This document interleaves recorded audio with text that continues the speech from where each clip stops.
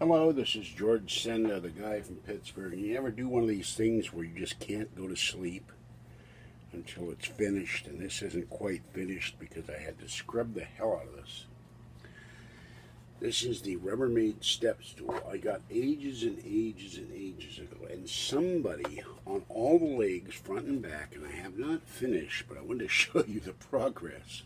They put some sticky stuff. I don't know if it was electrical tape or duct tape or whatever, but I had to use one and now part of two Walmart soap pads to get this crap off, and I still haven't. I thought I was done. I still haven't got it off of here. I used 409. I used Lysol deodorant cleaner. I used soap pads. Now the top was absolutely filthy. And I don't remember if I got this from Kathy or somewhere else, or someone left it downstairs, and I said I needed a step stool, and they left the label on, and I got that off. There's still sticky residue from that, but this thing compared to what it was, it's comparatively clean, and I will finish it in the bathtub when I can scrub it more and get the rest of this black stuff off the one leg and the sticky stuff off in the label. And there's, well, I guess not. There was even, the hardest part was getting the dirt and the crud and the grease and everything out of this thing.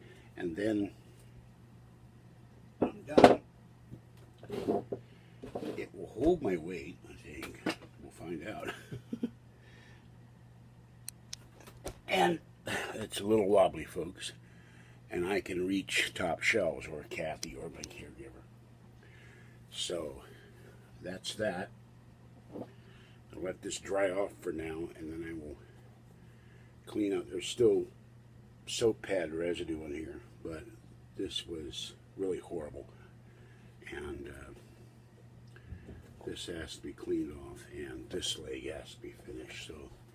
But it's almost done, and then I will start tackling the, after I work on the hallway, the George Foreman grill, which also needs to be cleaned thoroughly, and then I can start using my George Foreman grill again. Sorry about that, I'm really tired. So this is George Senda, the guy from Pittsburgh, with adventures and more cleaning, this time restoring, or I guess it'd be restoring or cleaning a Rubbermaid step stool.